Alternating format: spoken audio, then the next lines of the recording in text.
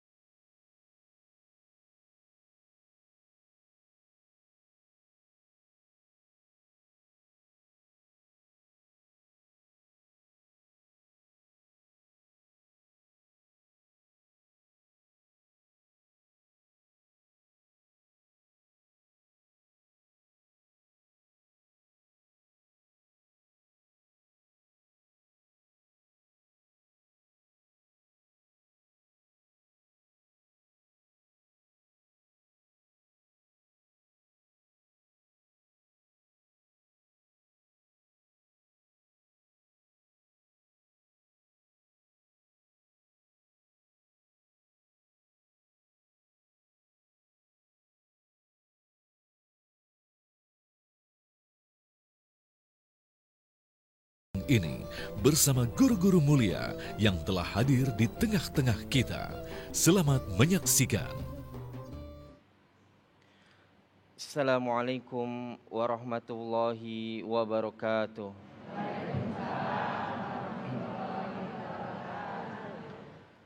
A'udzu billahi minasy syaithanir rajim. Bismillahirrahmanirrahim. Wa uzlifatil jannatu lil muttaqina ghayra ba'id. Hadza ma tu'aduna likulli awwabin hafiz. Man khasyiyar rahmana bil ghaib. Man khasyiyar rahmana bil ghaibi wa jaa'a biqalbin munib. Udkhuluha bisalam. Zalika yaumul khulud.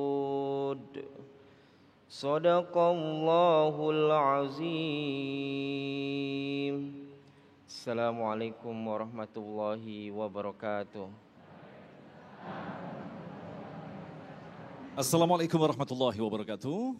Alhamdulillahirabbil alamin. Allahumma shalli ala sayyidina Muhammad wa ala ali sayyidina Muhammad. Puji syukur kepada Allah yang kembali mempertemukan kita dalam Majelis Ilmu Damai Indonesiaku yang kali ini disiarkan secara langsung dari Masjid Baitul Husna, Jalan Nusa Indah, Bekasi. Alhamdulillah guru-guru kita yang akan berbagi nasihat dan ilmu tentu saja telah hadir bersama kita, Bunda Yati Priyati dan Ustazah Syifa Nur Fadilah. Dan tentunya seperti biasa untuk memperdalam tema kita kali ini, pembahasan yang sangat menarik sekali yaitu tanda-tanda penghuni surga. Insya Allah kita siapkan 3 segmentasi untuk menjawab pertanyaan Anda. Tentunya masih bersama kami Damai Indonesiaku yang dipersembahkan oleh Sarung Wadimor, tentu sarung kita. Selamat mengikuti.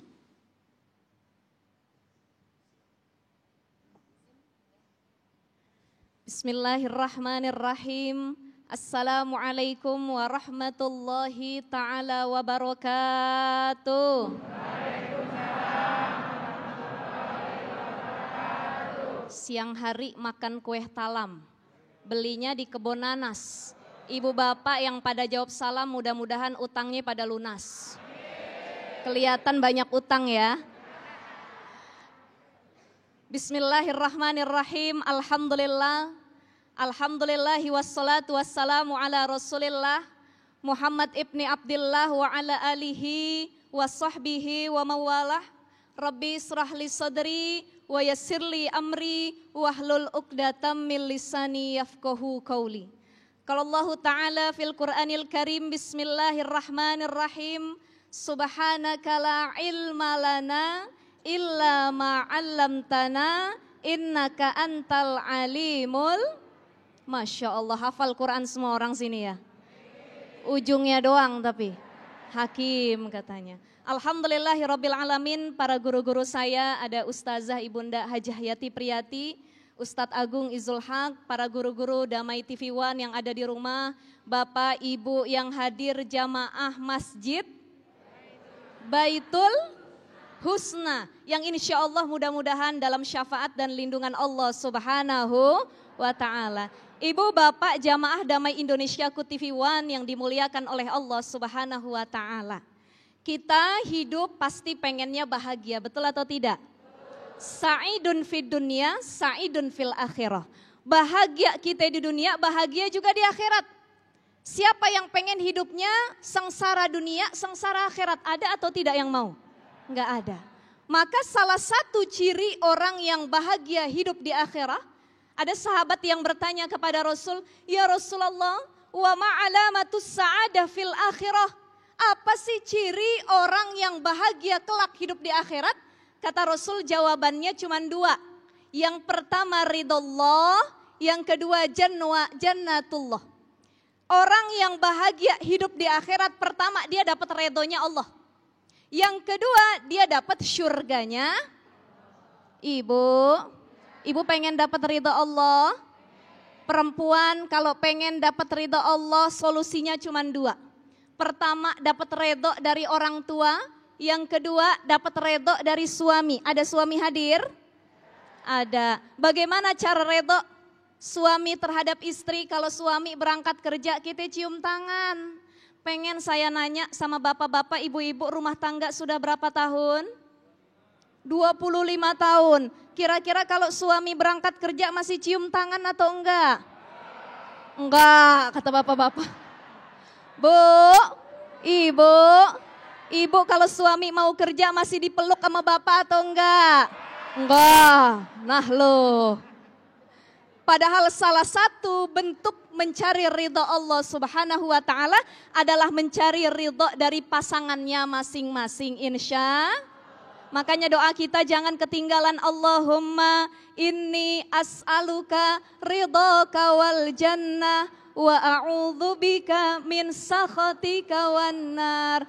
Tuh orang yang bahagia pertama dapat ridhonya Allah kelak di akhirat. Yang kedua jannatullah, dia dapat syurganya Allah Subhanahu. Kita manusia belum pernah ada yang bisa memikirkan bagaimana indahnya syurga. Kadang masih maju mundur sebagai manusia. Pengen masuk syurga dosanya banyak, pengen masuk neraka tapi takut sama azabnya. Sebagaimana dalam syair Abu Nawas disebutkan, Ilahi las tulil firdausi ahla wala aqwa ala naril jahimi. Bu, insya Allah mudah-mudahan Bapak Ibu yang hadir kita semua jadi penghuni syurganya Allah Subhanahu wa Ta'ala. Saya lanjut sedikit, lalu ciri penghuni syurga itu siapa saja? Dalam surah Az-Zumar ayat 73 disebutkan Bismillahirrahmanirrahim. Wasiqal ladzina taqaw rabbahum ilal jannati zumara hatta idza ja'uha wa futihat abwabuha wa qala lahum khazanatuha salamun alaikum tibtum fadkhuluha khalidin. Di sini disebutkan orang yang dapat syurganya Allah adalah orang yang bertakwa. Siapa orang yang bertakwa? Pertama orang yang tidak menyekutukan Allah. Yang kedua orang yang ibadahnya sungguh-sungguh. Yang ketiga orang yang tidak bermaksiat selama di dunia. Dan yang keempat orang yang meyakini bahwa tiada Tuhan selain Allah. Mudah-mudahan semuanya para jamaah di rumah juga jadi penghuni syurganya Allah Subhanahu wa Ta'ala. Amin ya Rabbal Alamin. Terima kasih Ustazah, itulah tadi pemirsa yang dirahmati Allah. Secara umum tanda-tanda orang yang dijanjikan surga. Insya Allah dalam segmentasi kedua nanti kita akan mengerucut kepada urusan rumah tangga. Bagaimanakah sesungguhnya pasangan yang akan dijanjikan surga oleh Allah. Bunda Yati akan menjelaskan selepas pesan-pesan berikut ini. Damai Indonesiaku.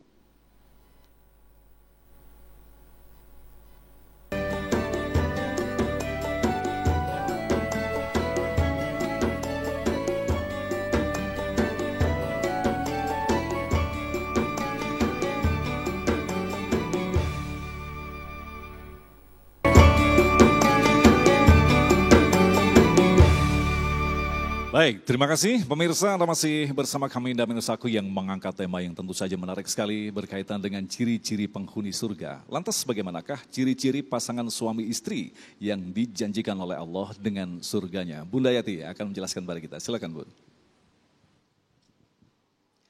Assalamualaikum warahmatullahi wabarakatuh. Makan roti pagi-pagi. Makannya bareng mertua. Suami istri yang datang ke sini, insya Allah masuk surga. Alhamdulillah. Alhamdulillahilladzi an'ama alaina bi ni'matil iman wal islam. Asyhadu an la ilaha illallah wa asyhadu anna Muhammadar Rasulullah.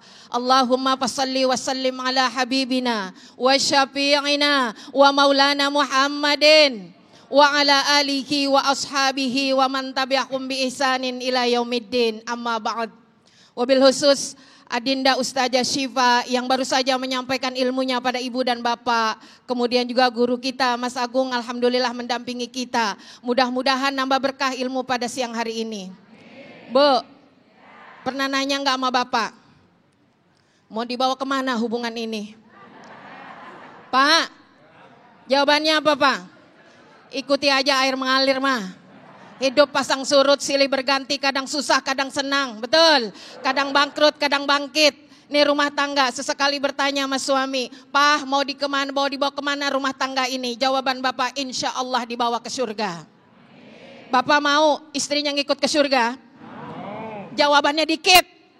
Kalau bapak ibu mau suaminya dibawa ke surga? Kalau ibu-ibu setia, bapak mau istrinya ikut ke surga? Pasti bapak-bapak nanya, emang gak bisa ganti Ustazah? Bapak ibu yang dirahmati Allah, surga disiapkan oleh Allah Subhanahu wa ta'ala untuk laki-laki dan perempuan. Spesial buat pasangan suami istri yang mampu menegakkan syariat Allah dengan benar. Hubungan suami istri itu ibadah Bapak Ibu. Setiap ibadah sesuai dengan tuntunan Allah, balasannya adalah syurga. Makanya sungguh-sungguh kalau berumah tangga. Tapi saya lihat Pak, istri Bapak di sini ada. Suami ibu di sini ada. Lihat istri Bapak adalah istri yang berbahagia.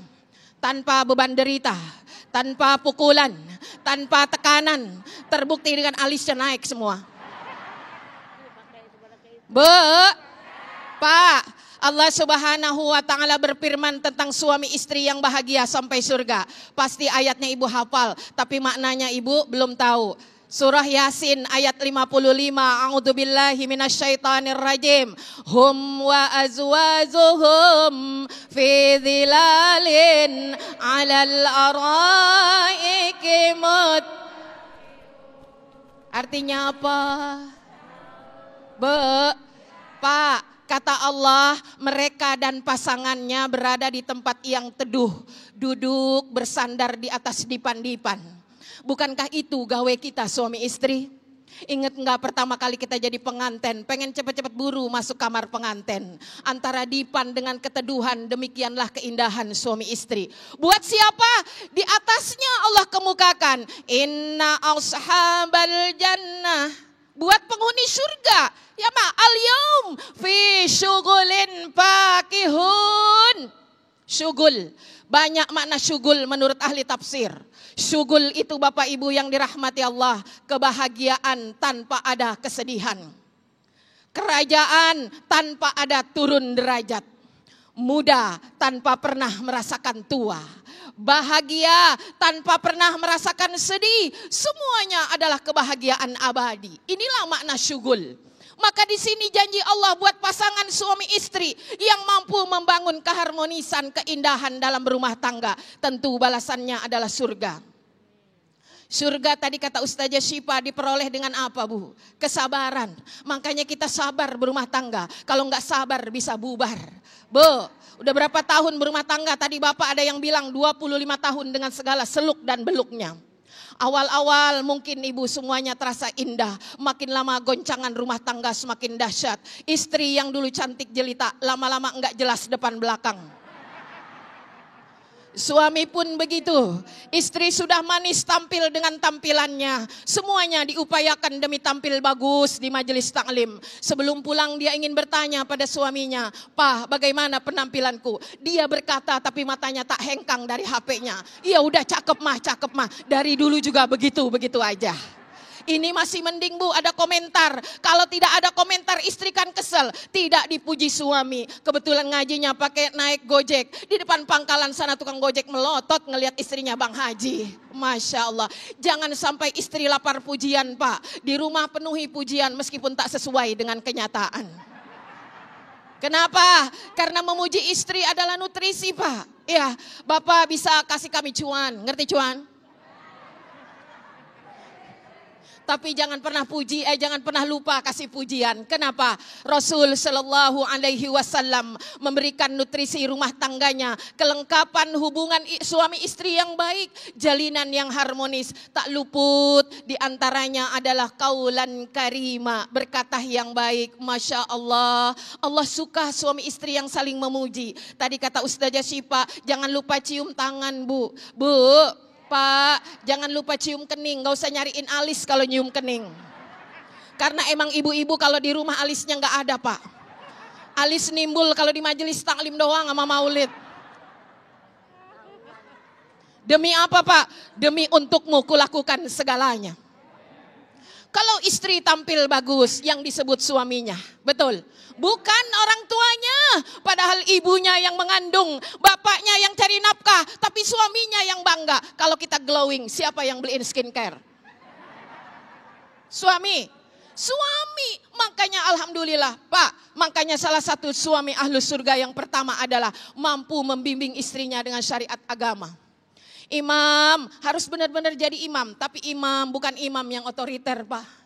Cintailah istri atas dasar tanggung jawab. Sehingga ketika nanti bertemu dengan Allah, ya Haji Ahmad, benar semua. Alhamdulillah ya Rab, istriku benar, anakku benar. Inilah imam, bukan imam yang otoriter. Sebentar-sebentar, mah gak boleh keluar, masuk neraka. Padahal kita keluar beli gula. Mah, nggak boleh pergi ke sana, masuk neraka. Mohon maaf Pak, kalau banyak bapak-bapak bilang kami masuk neraka. Bapak imam, sebelum kami masuk, Bapak ditanya duluan sama Allah.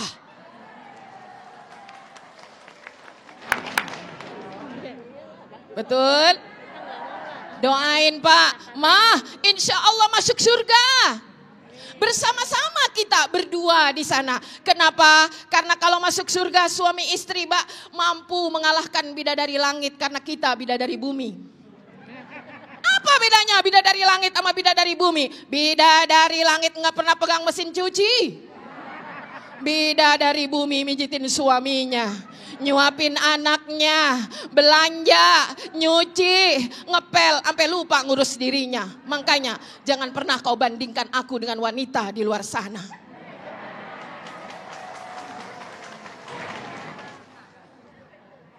Kesian banget bapak-bapak. Kata bapak-bapak begini, kapan kau bela kami Ustazah? Bu,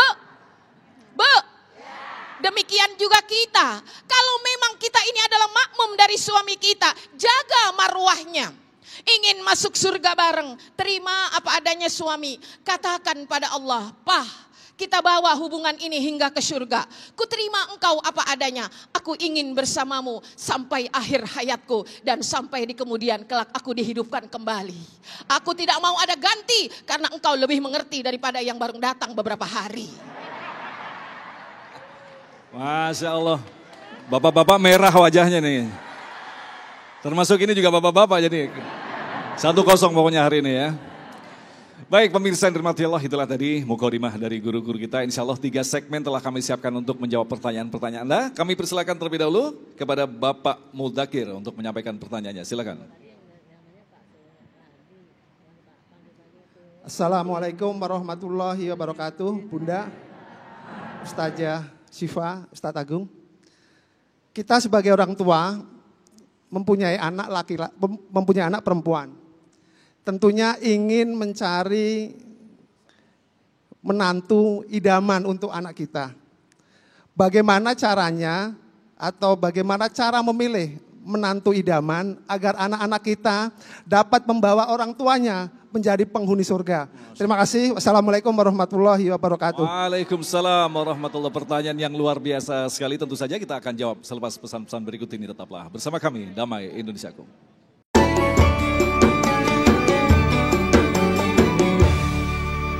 Terima kasih pemirsa, masih bersama kami Damai Indonesiaku yang mengangkat tema tentang ciri-ciri penghuni surga. Dan alhamdulillah telah terkumpul pertanyaan-pertanyaan menarik dari para jemaah Masjid Baitul Husna. Dan alhamdulillah pertanyaan pertama yang disampaikan oleh Bapak Mudzakir akan dijawab oleh Ustazah Sifa, yang intinya adalah bagaimanakah memilih atau kriteria memilih calon menantu yang baik. Silakan.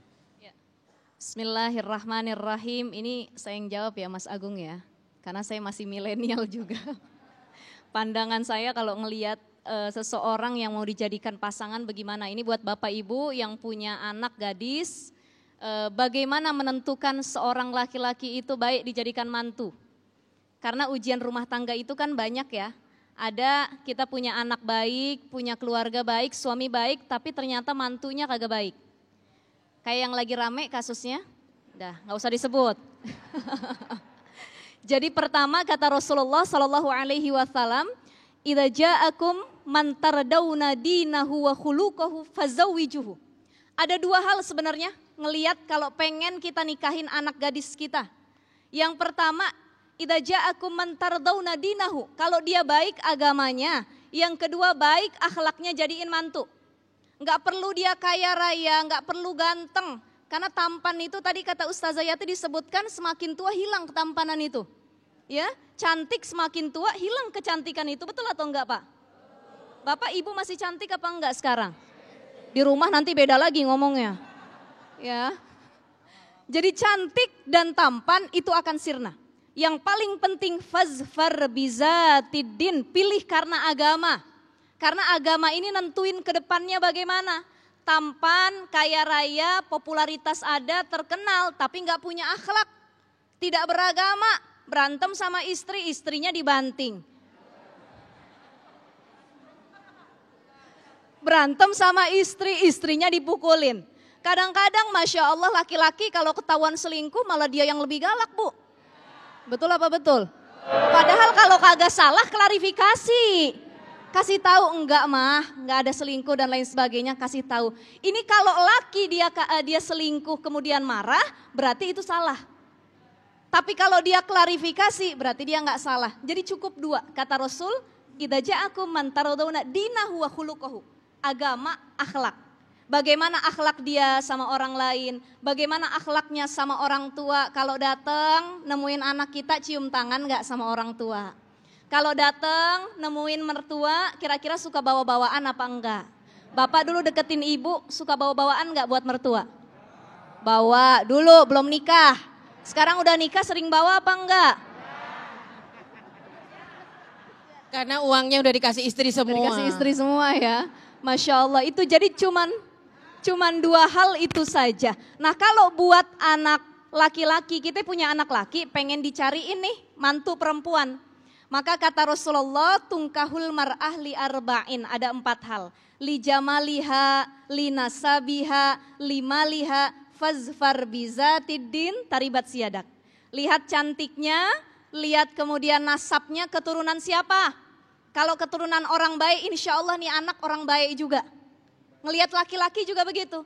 Kemudian apalagi hartanya, kalau perlu cari mantu memang yang kaya. Latar belakangnya luas, tanahnya di mana-mana ya. Tapi itu tidak menjadi pokok utama. Tetap kata Rasul di akhir, fazfar bizatiddin taribat siyadak. Beda bizatiddin dengan mutadayin. Kalau bizatiddin itu adalah dia beragama dan mengamalkan isi agamanya. Tapi kalau mutadayin, dia beragama hanya sekedar agamanya KTP saja. Ngaku Islam iya, tapi sholat 5 waktu tidak dikerjakan. Ngaku Islam iya, tapi hobinya bermaksiat kepada Allah Subhanahu wa Ta'ala. Maka cari yang agamanya bagus, akhlaknya bagus, insya Allah ini kalau jadi mantu dunia akhirat Mantap benar, amin ya robbal. Alamin. Bunda mungkin bisa dikembangkan untuk memaknai, mentadabur makna pandai dalam agama. Artinya selama ini kita orang tua yang sibuk bekerja, ya udah kita nikahkan dengan orang yang hafal ngaji. Kemudian hadis-hadis, ternyata apakah maknanya seperti itu atau apa? Ada pengertian yang lain, Bun? Betul. Ada curhatan juga berkata begini, Bunda saya tuh kenal dia ta'aruf.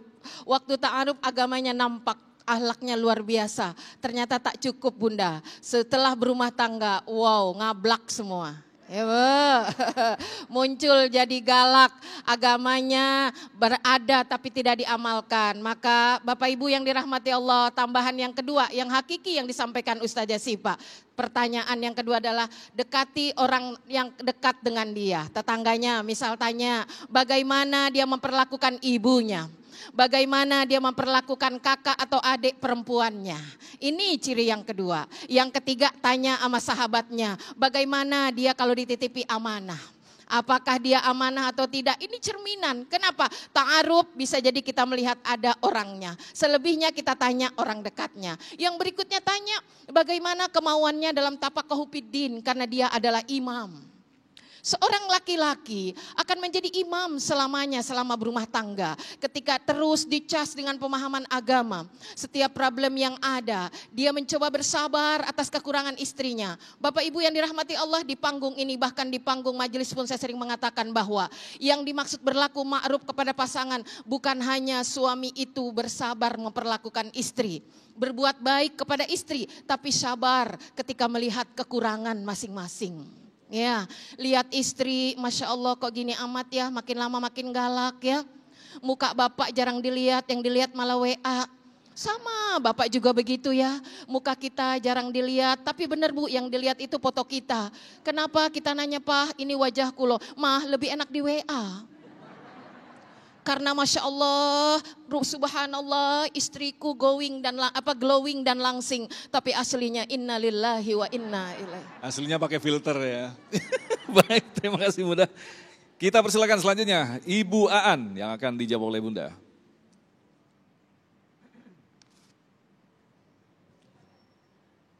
Assalamualaikum warahmatullahi wabarakatuh. Mohon izin untuk bertanya Bunda dan Ustazah Sipa serta Ustaz Agung. Pertanyaannya begini Bunda. Bagaimana sebaiknya seorang wanita karir atau wanita yang bekerja di luar bisa memposisikan dirinya untuk keluarganya, tentunya juga untuk diri sendiri, mengharap ridho Allah Subhanahu wa taala dan tentunya ingin masuk surga. Terima kasih juga jawabannya. Baik. Assalamualaikum warahmatullahi wabarakatuh. Waalaikumsalam warahmatullahi. Silakan Bunda. Ibu berkarir untuk apa kita? Berkarir yang pertama yang diizinkan oleh Allah adalah berkarir atas izin suami. Kalau bekerja atas izin suami, dagang online atas izin suami.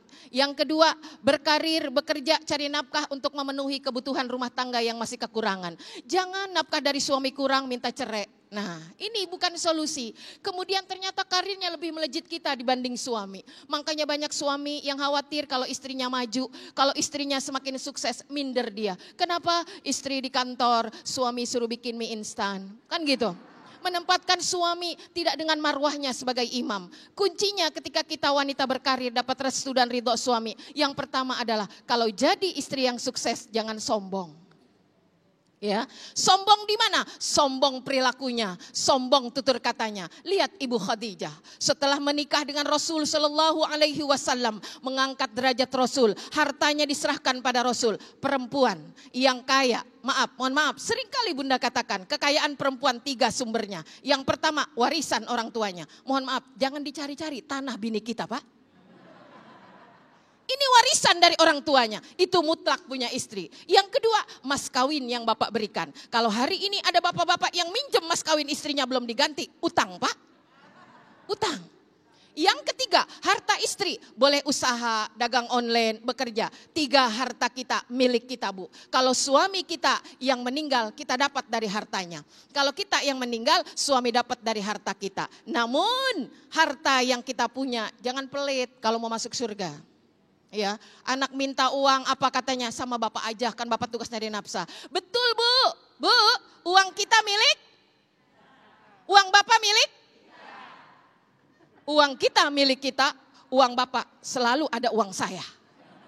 Kan gitu. Akan tetapi setiap uang yang dimiliki oleh istri kemudian ditasarrufkan untuk keluarganya akan menjadi sedekah. Maka ketika berkarir, berkarirlah yang baik. Berkarirlah untuk mencari ridha Allah Subhanahu wa taala. Bangun rumah tangga ini bima faddalallahu ba'dahum ala ba'din. Sehingga apa? Ibadahnya khusyuk. Istri diberikan kelebihan, suami belum punya kesempatan, kita yang membantu. Begitupun sebaliknya, ketika ada, mohon maaf, jangan dirampok suaminya. Yang berhak kita ambil dari suami kita adalah nafkah. Kalau nanti mau dapat yang banyak, nanti kalau suami meninggal dapat kita jatah, ya. Jangan ngomong kayak gitu, Bu. Jadi sedih kan ya. Sama sebaliknya, karena itu Islam begitu adil. Ma'ruf itu Bapak Ibu yang dirahmati Allah, ketika banyak hal yang perlu kita bicarakan sehingga rumah tangga itu menjadi imbang ya, sehingga tidak ada kesalahpahaman. Kesalahpahaman itu jangan ditumpuk, karena ketika kita menumpuk sensitif Bapak Ibu yang dirahmati Allah. Makanya nih lihat, semakin tua semakin mateng. Nah, perlu diajari nih yang milenial ya, belajar dari yang tua, jangan belajarnya dari media online. Pahit dan getirnya kehidupan berumah tangga. Lihat orang tua kita, dari keker sampai bongkok. Dari langsing sampai langsung. Dari mulus sampai keriput. Berjuang demi agama, berjuang dakwah di dalam rumah tangga. Insya Allah ya Bu, wanita karir selamat berada dalam jajaran Ibu Khadijah radhiyallahu anha. Amin ya Allah. Nah Ustazah Syifa, kalau berbicara tentang wanita karir ini artinya kan sangat berurusan sekali dengan masalah ekonomi. Kalau kita berbicara cukup, lebih banyak, ini artinya kan masalah persepsi. Lantas artinya apa perlu memang wanita itu berkarir begitu? Ya, bismillahirrahmanirrahim, menambahkan dari Bunda Yati, sebenarnya saya sedikit saja, perempuan berkarir di luar rumah diperbolehkan tadi dengan catatan izin suami. Ya, nah Syekh Muhammad Al-Ghazali, salah satu ulama ternama di Mesir sana, mengatakan perempuan boleh berkarir dengan catatan yang tadi izin suami. Yang kedua, dia tidak berkholwat dengan laki-laki yang bukan mahramnya. Jadi kalau istri dia kerja di luar tapi dia berkholwat sama yang bukan mahram dan suami melarang, kita patut untuk patuh. Tidak berkarir sama sekali. Yang ketiga, perempuan boleh berkarir di luar rumah dengan catatan tidak bertabarruj dan menjadi bahan fitnah bagi yang bukan mahram. Punya bini, kerjaannya buka aurat. Ya. Kemudian lagi menyenangkan mata orang yang tidak halal bagi dia. Bapak marah sama istri, boleh atau enggak marah? Boleh. Ibu kalau dimarahin sama suami kayak gitu terima atau enggak? Enggak katanya. Bapak yang nyaman. Ya, jadi itu yang pertama, izin suami silahkan saja. Yang kedua adalah tidak berkholwat. Yang ketiga kata Syekh Muhammad Al-Ghazali tadi tidak tabarruj kemudian lagi menjadi bahan fitnah. Dan yang keempat ternyata ada bidang yang paling bagus untuk perempuan dalam berkarir. Dua bidang, yaitu bidang pendidikan dan bidang kesehatan. Jadi kalau istri kita guru, nakes, kemudian dilarang untuk berkarir, ini bisa jadi dosa. Karena kerjaan mereka dapat pahala dan bantuin orang. Kecuali bini kita kerjaannya yang lain-lain, boleh dilarang. Nah ya, maka dilihat lagi kira-kira perempuan perlu nggak keluar rumah. Sekiranya melihat tadi persepsi ekonomi yang masih harus dibutuhkan. Sekolah anak sekarang mahal Bu, betul nggak? Ya sekarang mahalan masuk sekolah SD sama orang mau kuliah. Makanya kalau misalkan tidak saling support antar kedua pasangan, disinilah ekonomi mulai bergolak. Suami ngerestuin istri, istri juga tetap dia menghargai suami. Itulah wanita boleh berkarir. Masya Allah. Baik, selanjutnya kami persilakan kepada Bapak Ahmad Solihin. Silakan Pak Solihin. Assalamualaikum warahmatullahi taala wabarakatuh. Ustazah, nanya dong. Mangga. Pertanyaannya, bagaimana ciri fisik penghuni surga menurut Rasulullah Shallallahu Alaihi Wasallam? Terima kasih. Assalamualaikum warahmatullahi wabarakatuh. Waalaikumsalam warahmatullahi wabarakatuh. Terima kasih Bapak Ahmad Solihin. Kita akan jawab setelah pesan-pesan berikut ini. Tetaplah bersama kami Damai Nusaku yang dipersembahkan oleh Sarung Wadimor. Tentu sarung kita.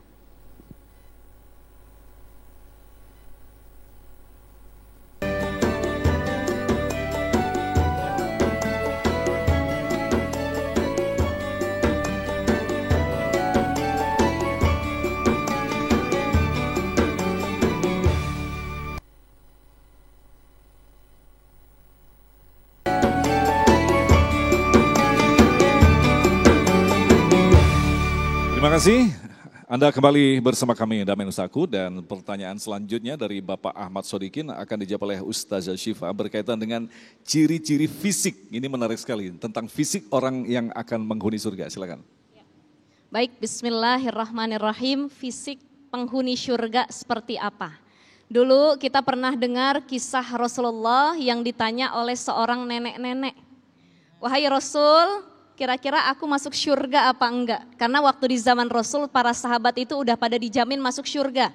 Termasuk sahabat Abdurrahman bin Auf yang kekayaannya mencapai 3.057 triliun. Itu Rasul gambarkan kamu masuk surga nanti dalam keadaan merangkak. Sahabat yang lain dalam keadaan berjalan. Interupsi, kenapa wahai Rasul kok saya berjalan merangkak masuk surga? Kata Rasul, karena kamu kebanyakan harta. Maka sedekahkanlah sebagian harta agar kamu tidak merangkak jalannya, keberatan nenteng harta. Bapak rumah ada berapa biji? 1 kan? Istri ada berapa? 2. Kenceng banget.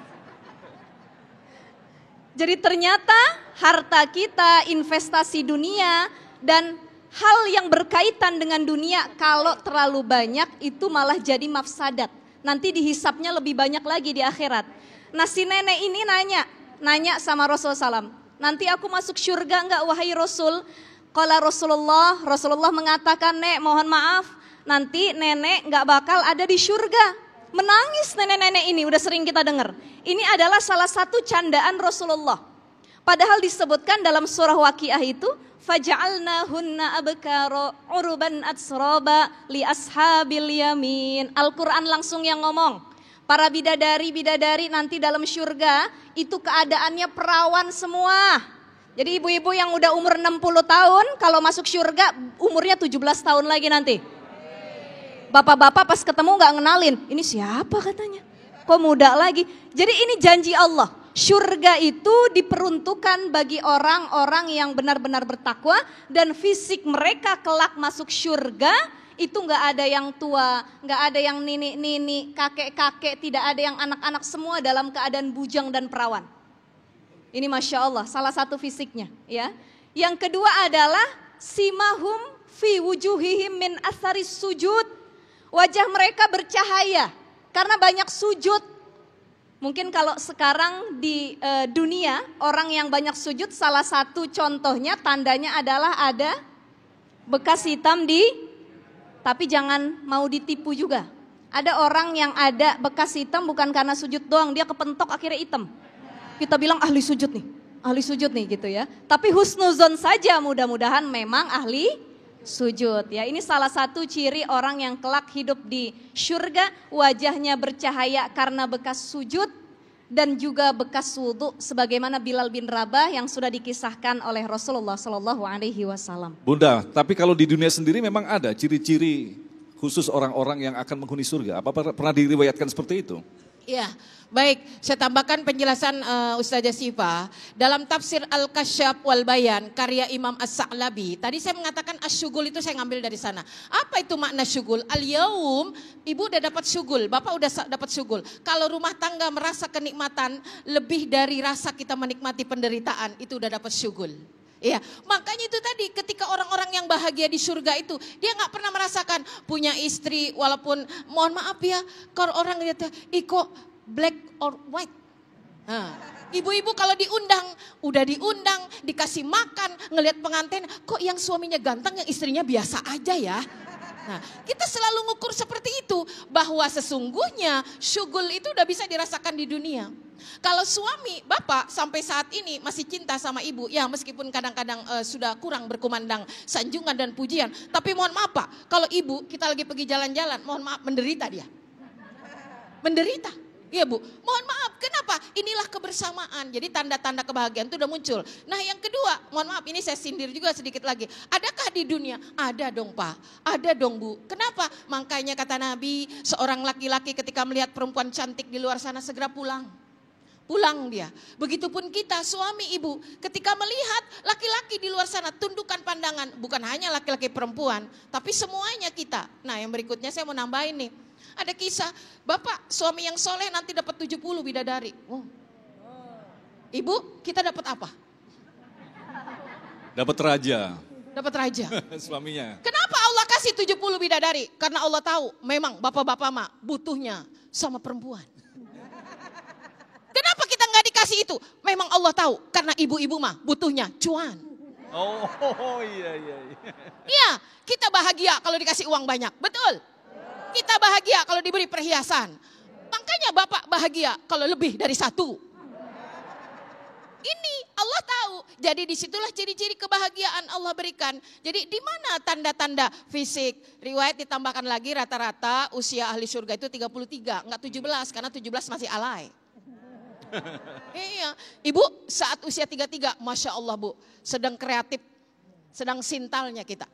Semangat masih ada, karir udah sukses, 33. Ya, jadi disinilah Allah bayangkan. Nah, di dunia ini bagaimana kita menciptakan surga? Makanya kata Nabi, baiti jannati. Ya, jadikan rumah kita itu surga, ukuran dunia aja, akhiratnya nanti bersama-sama, insya Allah. Amin ya Allah. Baik, selanjutnya kami persilakan Ibu Murti yang akan dijawab oleh Bunda. Ibu Murti. Bismillahirrahmanirrahim. Assalamualaikum warahmatullahi wabarakatuh. Izin Ustazah, saya ingin bertanya. Seperti apa penghuni surga dan amalan-amalan apa saja yang dapat menjadikan orang selamat di akhirat? Terima kasih. Wassalamualaikum warahmatullahi wabarakatuh. Waalaikumsalam. Ya kalau buat perempuan malah lebih mudah. Kata Nabi, idza shallatil mar'atu khamsaha. Ya. Salatnya benar Bu, enggak usah tahajud, enggak usah rawatib, asal 5 waktunya benar insyaallah.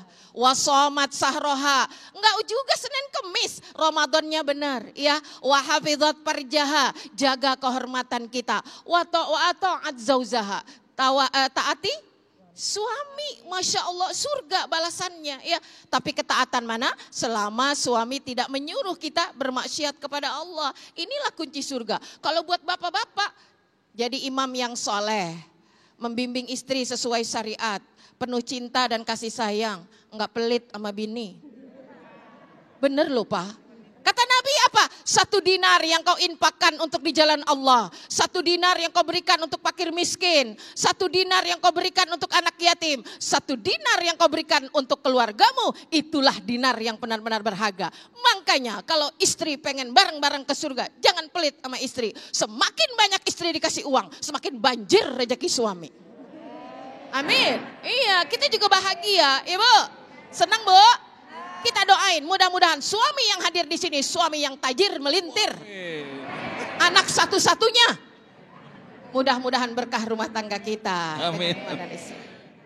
Kembali ke Ustazah Syifa, berbicara tentang ciri-ciri ahli surga tadi sudah dijelaskan oleh beliau-beliau ini. Tentu saja kita ingin memaknai, lantas bagaimanakah dengan di surga kita itu akan berwujud seperti apa? Artinya makna usia 30 tahun. Apakah ini ada penafsiran lain tentang hadis ini? 30 tahun dalam arti sesungguhnya kita di dunia atau seperti apa?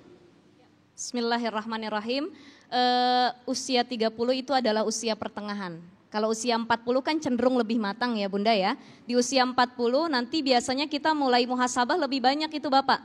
Ya, selama di dunia itu saya sudah melakukan apa yang sudah saya capai dan lain sebagainya. Sebagai seorang istri apa yang sudah dilakukan, pengajaran apa terhadap anak-anaknya. Nah di usia 33, 30 yang tadi disebutkan oleh guru kita ini adalah usia-usia labil. Maksudnya labil di sini dia belum begitu matang tapi juga tidak terlalu muda.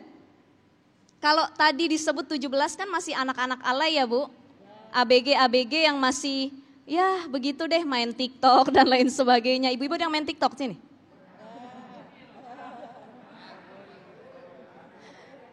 Ada kata bapak-bapaknya ya. Jadi seperti itu usia pertengahan di mana sudah matang, keduanya itu nanti mereka akan menikmati syurganya Allah Subhanahu wa taala. Dan saya pengen menambahkan sedikit tadi dari Ustazah Yati ya. Jadi para penghuni syurga kalau perempuan kan 4 hal tadi udah disampaikan sama guru kita. Nah tadi Imam At-Tabari dalam tafsirnya mengatakan sebagaimana yang saya sampaikan sebelumnya dalam surah Az-Zumar ayat 73, penghuni syurga itu pertama adalah alladzina taqaw rabbahum biadai faraidihi. Mereka yang mengerjakan kewajiban-kewajiban baik kepada Allah kewajibannya maupun kewajiban kepada sesama manusia. Hablum minallahnya jalan, hablum minannasnya jalan. Salat dilakuin, ngasih nafkah sama istri juga dilakuin baik nafkah lahir maupun batin. Ibu juga kewajiban sama Allah jalan, ngelayanin suami, ngedidik anak, kewajiban itu juga dilakuin. Jadi yang pertama menjalankan kewajiban kepada keduanya. Yang kedua wajtinabi ma'asihi fid dunya, menjauhi segala maksiat yang ada di dunia. Apapun itu, sekarang maksiat bukan hanya secara offline tapi online juga bisa. Gara-gara handphone suami istri bercerai, betul? Gara-gara handphone suami istri bertengkar. Gara-gara handphone rumah tangga habis dibabat oleh godaan setan. Nih media sosial yang terkadang jadi pusat maksiat di dalamnya.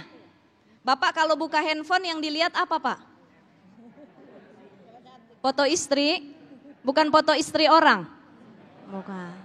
Ibu kalau yang dilihat foto suami atau foto suami tetangga?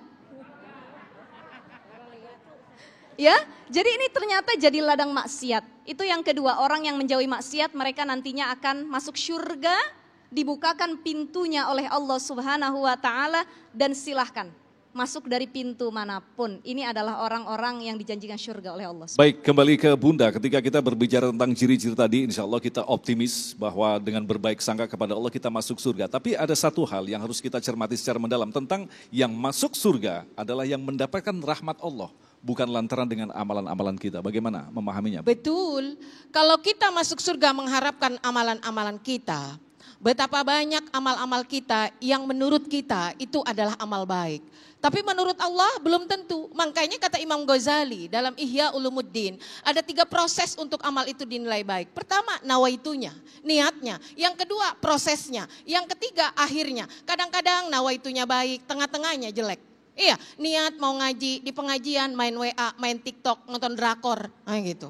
Apalagi kalau ustadznya nggak enak, ya niatnya mau ngaji, abisnya itu cuma apa, selfie-selfie, kan gitu. Yang penting mah selfie-nya di pengajian, kan rusak. Iya, niatnya beramal, ya bingung nih mau beramal berapa, 100, 200, begitu nyampe, ya Allah token abis, nggak jadi dah, nggak jadi 200, nah itu susah. Makanya dari situ kita melihat bahwa keridhaan Allah lah. Ya, tidak ada nominal-nominal berapa kita ini masuk surga ya Allah.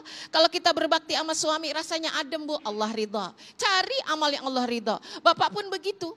Betapa banyak amal-amal kita ini yang benar atau tidak, tapi mutlak yang tertinggi adalah keridhaan Allah. Makanya di sana yang pertama sekali dicabut adalah rasa dendam, rasa benci di surah Al-Hijr ayat 47. Wa naza'na ma fi sudurihim min ghillin ikhwanan ala sururim mutaqabilin. Enggak ada cemburu Bu, meskipun suami kita punya 70, santai kelos. Iya, kenapa? Nggak ada cemburu. Di sini 2 aja ribut mulu Pak. Tidak ada, nggak ada beban cemburu, nggak ada beban sakit hati, nggak ada berbagai macam. Kenapa? Karena semuanya udah dihilangin sama Allah. Jadi ciri-cirinya ketika kita bagaimana memperoleh kebaikan, dinikmati bagi diri kita, mendapatkan ridha Allah Subhanahu Wa Taala, tentram jiwa kita. Insya Allah. Baik, terima kasih Bunda. Selanjutnya kami persilakan Ibu Nur. Ibu Nur, siap.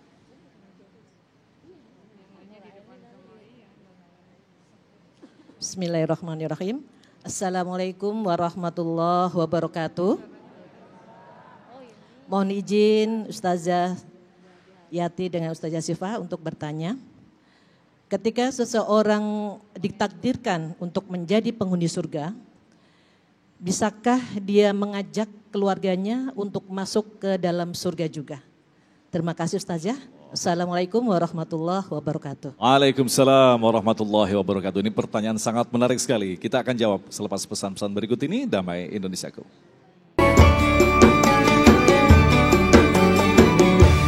Baik, terima kasih. Anda masih bersama kami Damai Indonesiaku. Kita akan jawab pertanyaan yang terakhir berkaitan dengan takdir penghuni surga. Yang perlu ditekankan adalah takdir. Benarkah untuk mencapai surga itu adalah takdir atau memang kita dimudahkan Allah untuk mencapai surga? Bunda mungkin bisa menjelaskan terlebih dahulu dari takdir dulu nih Bun. Iya, baik. Yang pertama tadi kita sudah bahas bahwa kita masuk surga itu karena ridha Allah. Kemudian ketika kita bisa ditakdirkan masuk surga, apakah bisa? Bisa, karena ini berlaku pertama apa? Syafaat. Ibu tadi bisa, ketika kita ditakdirkan masuk surga karena ridha Allah. Kemudian seorang ibu ditakdirkan masuk surga, bisakah dia membawa orang lain? Yang ibu mau bawa siapa? Anak, mantu, suami, ya oke. Ibu mau, bapak mau, saya kasih passwordnya. Ya, saya kasih nih kuncinya. Ibu cari di sana Bu, 5221. Loh betul, itulah di sana kita mampu memberikan amal-amal soleh kita, surga yang kita sudah mendapatkan takdir baik dari Allah. Sehingga kita bisa menarik keluarga kita. Surah At-Tur ayat 21. Ya. Alladzina amanu wattaba'athum dzurriyyatuhum biimanin. Orang-orang yang beriman, yang anak cucu mereka mengikuti keimanan mereka, alhaqna bihim dzurriyyatahum. Kami hubungkan mereka. Dihubungkan oleh Allah, Allah nggak nanya ibunya punya 95, anaknya minus 30. Enggak Bu, kenapa? Asalkan imannya satu, bisa terhubung. Disinilah Bu, kenapa? Wa ma alatnahum min amalihim. Enggak ada pengurangan, kenapa ini namanya syafaat. Jadi seorang anak, dia terjerembab di nerakanya Allah Subhanahu wa ta'ala. Begitu ternyata realnya, akunnya dibuka, ternyata oh dia anak Pak Pulan, oh dia anak Ibu Pulan. Bapaknya ketua DKM, rajin ke masjid, sholatnya rajin. Ibunya ketua majelis taklim, rajin ngaji. Coba periksa berapa debit pahalanya. Bukankah yang bisa transfer yang punya saldo? Ibu pernah ke ATM, begitu mau transfer, mohon maaf saldo Anda kurang. Ketika linknya dibuka oleh malaikat ternyata Rob, orang ini punya saldo 95,5 Allah karena ketua DKM, karena ibunya ketua majelis taklim. Anaknya dihubungkan ternyata nasabnya, imannya masih sama, hanya amalnya minus, ditarik dengan amalan orang tuanya. Ini takdir bagaimana seseorang yang memang amalan-amalannya belum mencapai derajat ke surga, tetapi dia disyafaatkan oleh orang tuanya. Maka yuk bersama-sama. Dalil yang kuatnya di mana? Ada surga sekeluarga Pak. Ya, jadi Bapak nanti nyarinya di mana? Tolong pulang dari sini di Sherlock sama anaknya. Ya, di Sherlock di mana alamatnya nanti kita ketemu. Ya, di mana? Surga Aden. Ya, di mana itu kuncinya? 13:23. Ar-Ra'd ayat 23. Jannatu adni yadkhulunaha. Surga Aden. Buat siapa? Waman sholaha min abaihim. Siapa saja yang leluhurnya, nenek moyangnya orang soleh. Wa azwajihim, pasangannya orang soleh. Berapapun pasangannya, kalau soleh silahkan bawa. Wa dzurriyyatihim, cucu cicit, bawa cicit apalagi, cocot. Nah, semua dibawa ya sampai ke sana kita berkumpul bersama-sama kayak lebaran Bu, ngumpul. Ya, kalau lebaran ngumpul ada selesainya, tapi di sana tidak ada batas waktu. Masya Allah. Nah, Ustazah Syifa, berbicara tentang takdir tadi, kita tentu saja sangat bersyukur terlahir sebagai orang yang memeluk agama Islam. Lantas bagaimana dengan anak-anak yang lahir dari keluarga yang bukan Islam? Artinya ketika sampai meninggal pun dia tidak mendapatkan hidayah begitu. Bagaimana menjelaskan hal ini? Baik, bismillahirrahmanirrahim. Terkait takdir kan ada dua. Ada takdir mubrom, ada takdir mu'allaq. Kalau takdir mubrom adalah takdir yang tidak bisa dirubah oleh manusia. Itu sudah ketentuannya Allah Subhanahu wa ta'ala. Yang kedua ada takdir mu'allaq. Mu'allaq ini adalah takdir yang masih bisa dirubah dengan ikhtiar manusia. Kita dilahirkan dalam keadaan Yahudian atau Nasronian ya, non-muslim, tetapi dengan ikhtiarnya untuk mengenal Islam, kemudian di situ Allah kasih hidayah, inilah takdir yang disebut dengan takdir mu'allaq. Maka melihat takdir itu harus dari tiga sisi. Ada dari perspektif Allah Subhanahu wa ta'ala, dari perspektif para malaikat dan perspektif manusia. Kalau dari perspektif Allah Subhanahu wa ta'ala, semua takdir itu mubrom. Kita meninggal usia berapa, ya anak kita jumlahnya berapa, rizki kita kadarnya berapa, lahirnya di tanggal apa, itu takdir mubrom menurut Allah. Allah itu al-alim, maha tahu semuanya. Tapi kalau kita lihat yang kedua dari perspektif para malaikat. Malaikat ini kerjaannya menjalankan apa yang sudah dituliskan di Lauhil Mahfuz. Oh si A matinya hari ini tanggal ini. Ya, Masya Allah salah satu orang yang syahid matinya itu husnul khotimah pada hari Jumat. Ini hari apa Bu? Minggu, berapa hari lagi hari Jumat? Ya jadi itu salah satu takdir-takdir yang sudah ditentukan. Kata malaikat dapat perintah dari Allah, oh iya si A meninggalnya hari Jumat jam sekian keadaannya lagi sholat. Itu sudah tertulis di Lauhil Mahfuz. Masalah umurnya akan dipanjangkan, dikasih bonus, apa dipercepat, itu ketentuan Allah. Malaikat tahunya yang udah ditulis saja. Tetapi nanti kembali ada takdir versi perspektif manusia. Kalau manusia menganggap semua takdir itu mu'allaq. Betul nggak Pak, Bu? Betul ya, kita nggak tahu mati kita kapan. Kita nggak tahu jumlah rizki kita kadarnya ada berapa. Yang penting ikhtiar, suruh kerja, keluar dari kemiskinan. Ya, masuk ke dalam kekayaan. Nggak tahu ditakdirin dari kecil kaya raya atau dari kecil miskin sampai udah tua mati juga tetap miskin. Itu kita nggak ada yang tahu. Yang penting ikhtiar untuk merubah takdir tersebut. Termasuk orang yang dilahirkan dalam keadaan non muslim itu takdir bisa dilihat dari 3 versi tadi. Nah Bunda, kalau kita kaitkan dengan makna dari hadits qudsi yang sangat menarik sekali ketika Allah menciptakan alam arwah. Allah menggenggam sebagian dengan tangan kanannya, ini bagian dari surga dan ini bagian dari neraka. Artinya kita harus berhati-hati sekali memahami ayat ini Bun. Seperti apa Bun? Ya betul, itulah Bapak Ibu yang dirahmati Allah Subhanahu wa Ta'ala. Ketika kita bicara tentang takdir dan ketetapan seseorang, apakah dia amal baik yang akan diperoleh ataukah amal buruk, makanya doa kita ya selalu minta dimatikan dalam keadaan husnul khotimah, selalu diwafatkan dalam keadaan muslim. Jangankan kita, Nabi Yusuf sekali bernabi memohon pada Allah, tawaffani muslimah wa alhiqni bis sholihin, kumpulkan aku bersama orang soleh. Kenapa? Karena orang soleh itu adalah jalan bagaimana kita meliris suatu hari bisa memperoleh takdir kebaikan. Ketika kita berada misalnya di jurang kehancuran, makanya di sini kita kenal ada a'raf, ya ada 2 dimensi. Makanya seseorang yang sebentar berapa langkah lagi neraka akan dimasuk, tapi tiba-tiba Allah menahannya. Hingga akhirnya dia masuk ke surganya Allah Subhanahu wa Ta'ala. Namun juga ada orang-orang seperti pengantar tadi. Mereka harus masuk dulu ke neraka, dicuci dulu segala macam. Kan kayak gitu Bu? Karena surga tidak menerima kekotoran. Dan kita berharap mudah-mudahan tidak mengalami tahapan itu. Maka disinilah kuatnya seperti yang dikatakan Ustazah Syifa, persepsi kita sebagai manusia. Ya, berusaha itulah karena apa? Kita kuat dengan syariat. Ya, kita kuat ini dengan sesuatu sepengetahuan kita. Jangan pernah melihat sesuatu di luar pengetahuan kita. Kenapa? Kebodohan bisa menyesatkan. Allah yang maha pengetahui, wallahu ya'lamu wa antum la ta'lamun. Begitu kata Allah Subhanahu wa Ta'ala. Makanya berharap takdir kita adalah takdir baik. Ya, surga yang kita peroleh karena rahmat Allah. Syafaat dari orang baik, orang tua yang baik, guru yang baik. Bahkan puncak syafaat itu adalah dari Rasul Sallallahu Alaihi Wasallam. Terima kasih Bunda Ustazah Syifa yang telah memberikan ilmu yang sangat luar biasa sekali. Mudah-mudahan apa yang kita dengarkan tadi menjadi bahan kita untuk memperbaiki kualitas keimanan kita dan tentu saja meningkatkan kualitas baik sangka kita bahwa insya Allah kelak Allah akan memberikan rahmatnya untuk memperoleh surganya. Tetaplah bersama kami, Damai Indonesiaku.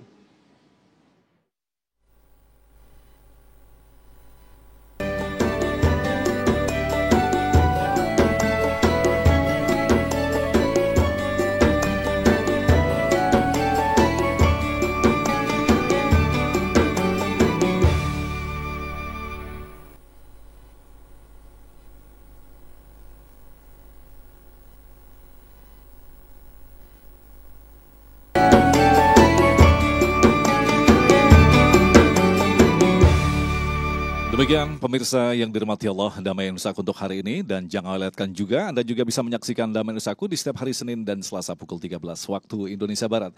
Agung Izul Haq dan kerabat kerja yang bertugas serta pendukung acara ini Sarung Wadimor, tentu Sarung kita mengucapkan terima kasih atas perhatian Anda. Assalamualaikum warahmatullahi wabarakatuh. Bismillahirrahmanirrahim. Nastaghfirullahaladzim, nastaghfirullahaladzim. Falakal hamdu ya Allah ya Maulana ya Ma'bud ya Karim.